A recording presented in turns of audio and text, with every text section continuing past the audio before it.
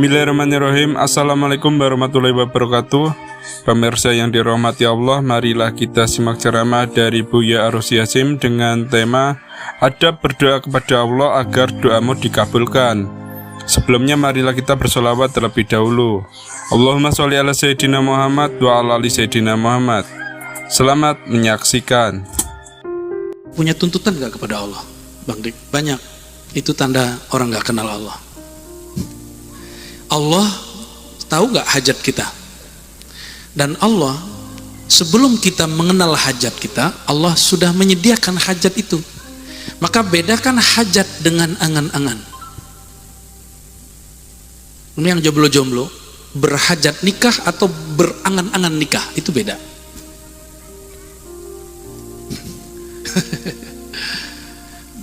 Ada orang bekerja, dia ingin kaya, dia hajat kaya atau dia berangan-angan kaya, itu lain.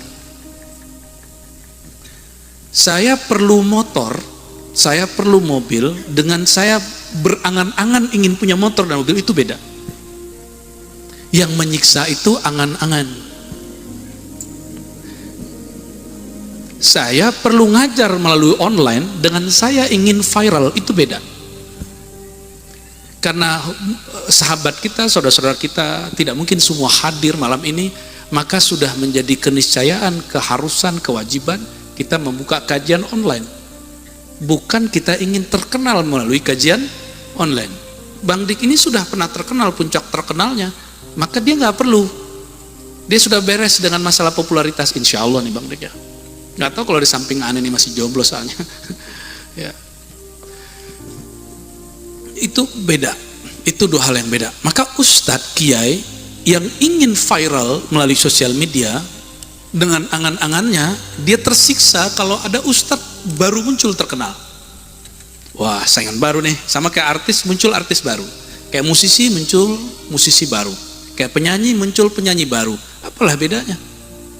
Ustadz masa terganggu karena ada ustadz baru, karena dia berangan-angan terkenal. Beda, ada orang yang menjadikan sosial media hanya alat untuk memperkenalkan Allah, bukan untuk memperkenalkan diri. Itu yang disebut di dalam Al-Quran, وَمَنْ أَحْسَنُ قَوْلًا مِمَّنْ دَعَى إِلَى اللَّهِ. Siapakah orang yang kata-katanya lebih baik daripada orang yang mengajak kepada Allah, bukan mengajak kepada dirinya. Jadi ini yang mesti kita luruskan, dan mohon saudara-saudara yang berkhidmat di Ribat saling mengingatkan kepada teman-temannya bahwa kita bukan pengen syuhrah, popularitas, kita tidak ingin viral-viralan, tapi kita sedang ingin mempopulerkan kajian-kajian kerohanian untuk mengenal Allah Subhanahu wa ta'ala. Dan itu perintah dari guru-guru mulia yang perintahnya berasal dari Sang Maha Guru Nabi Muhammad sallallahu alaihi wasallam.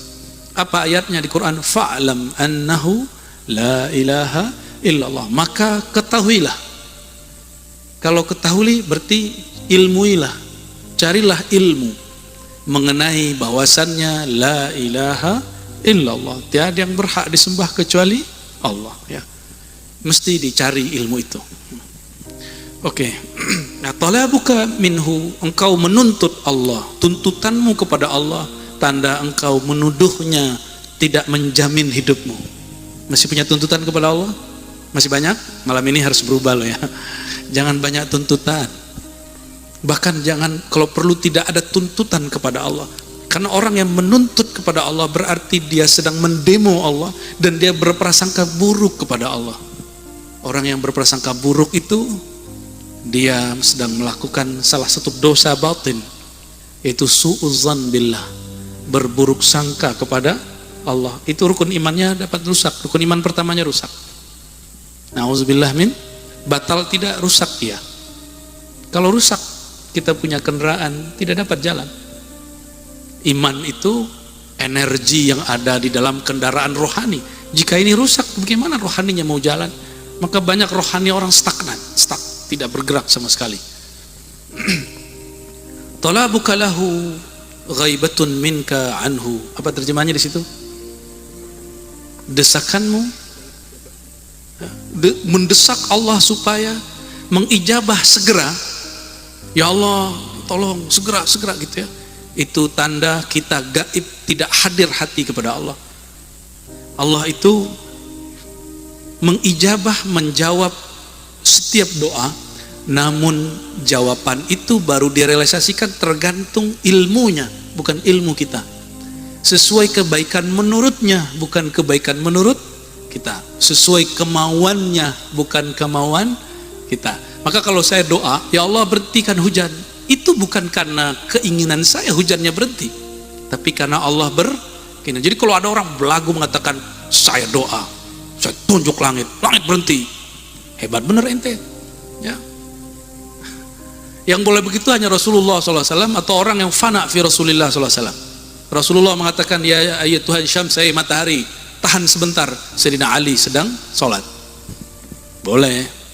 Makanya Syekh Ali Jum'ah dalam Hizib Bahar menambahkan, ya, kama sakharta syamsa wal qamar li Sayyidina Muhammad SAW.